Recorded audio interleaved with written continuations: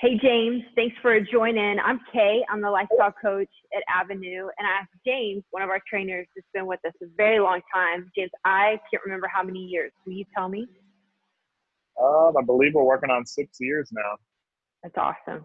It's wonderful. He is such a huge part of the team. And honestly, I've learned so much just getting to work with him. One of the things when I first started was just he makes the room feel like everything's going to be okay.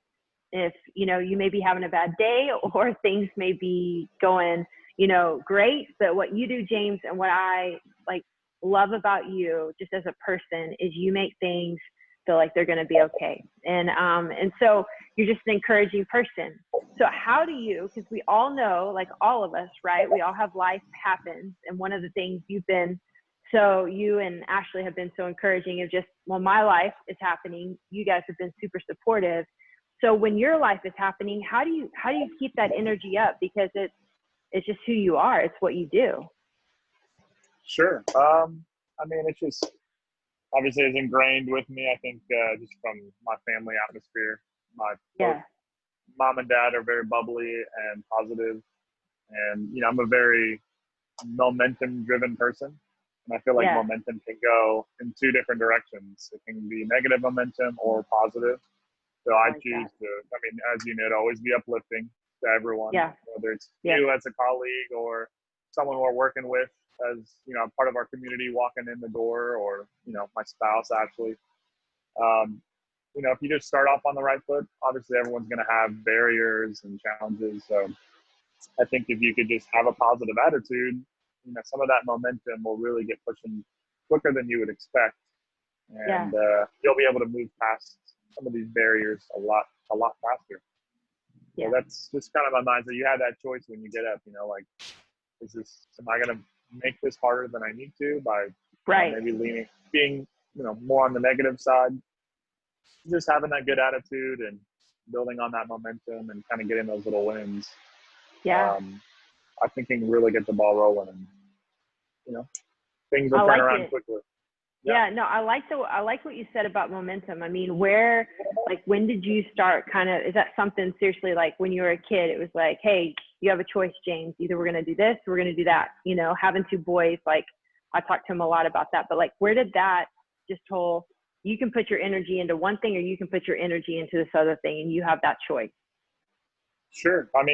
Just like you, I have an older brother as well. So a house full of boys, a lot of energy, a lot of sports, and having an older brother, I was always chasing him, with him and his friends. So naturally I've kind of gravitated towards an older crowd, learning from their mistakes and whatnot. And just, with sports and the whole bit, just, you got to stay positive. Let's say you're losing the game or whatever the case is, a couple of good plays and because the emotional element can really affect you, right? So if you can kind of control those emotions with from within, like traffic or a negative play or a bad call by the ref, those are things that we can't control, but we can control our emotional response.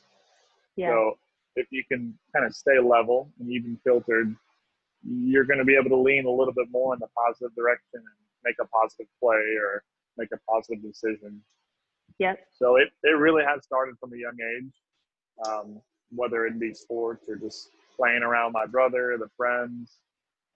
And you know me, I'm a pretty bubbly social guy, and I'd like to think I'm pretty outgoing. So and funny, add funny in there, funny. Sometimes maybe people are laughing at me or with me. I'm not really sure. No. But just keep going. Sorry. Keeping that good energy up, I think will bring the right people around, the right crowd around, and like I said, it helps push that ball forward into the right way. And then and after a while, you don't have to push it. The ball just gets rolling down the mountain, and you're where you want to be.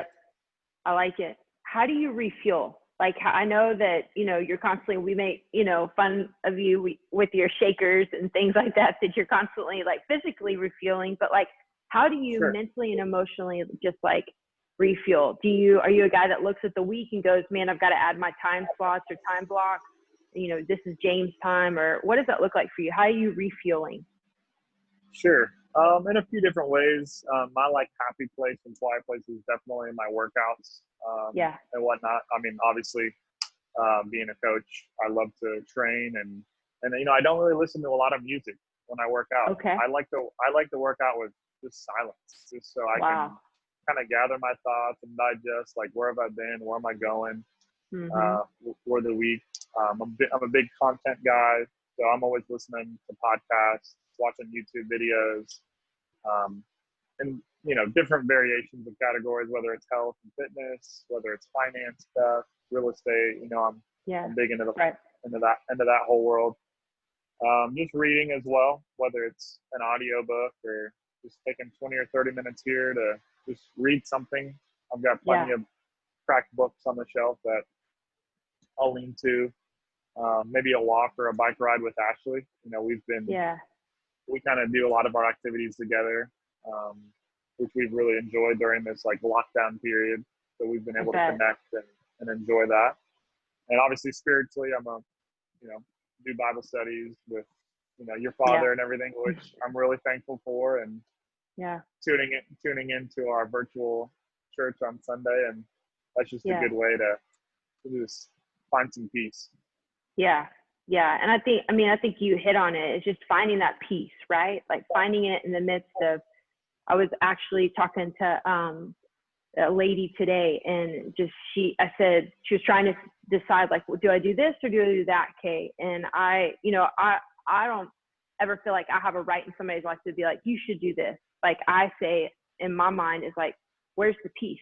Like, do you have peace? And almost, I heard this one time, try it on. So if you've got two decisions, almost like put them on, walk yourself mentally through it, Sure. and then see how it feels, and then try on the other one, see how it feels. And then usually between that, there's a pretty good gauge of what's going to be the best outfit to wear, or the piece or whatever. And so I think you hit it. It's just, we're all in that place where finding that peace so we can operate from peace, so that we can give peace and we can receive that peace, Totally. Cool. And like you said, everyone kind of has a different way to go about it. But if you Yeah. don't try to have that personal you time, peaceful time, then Yep. you're going to run into some problems. Yeah. It's just a centering. I think if we all live, and especially during the things that we've all been through in the last, couple of months, is just finding that place to be centered. So then we're not spread, or irritated, or there's just so many things that can just take us out of that place.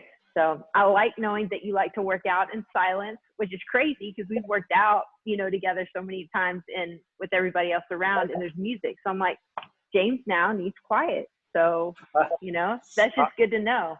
I get it. Yeah. That time to process, pull back and think and reflect and lift heavy. Yeah, totally. That's Yeah. me. I know. I like it. Any other thoughts come to your mind as we've been talking, or anything else that you would want to share? Just like you mentioned, that centering, just trying to simplify things. Sometimes, maybe we do take on too much and things are chaotic. And with everything going on in the world, there's a lot of stress.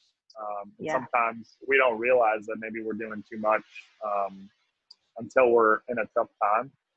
And like I mentioned, Ashley and I just really enjoying spending a lot of just simple time together, whether it's just walking or biking or cooking, our little workouts, whatever it is. We're not doing anything lavish, not really going anywhere, nothing extraordinary, but we're really enjoying it because we're communicating better and just happy, enjoying the little things. And I think we can build on that during this time.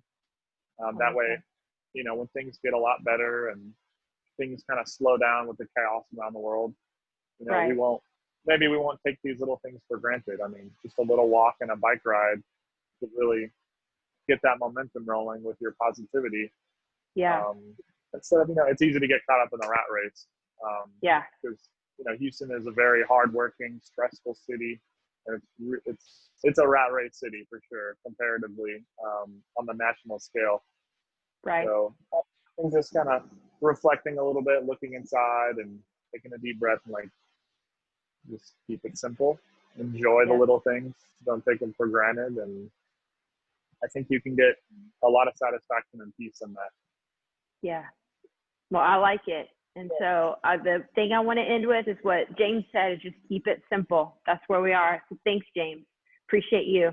Thanks for taking the time. Bye, James. Of course. Appreciate you. Thanks for having me.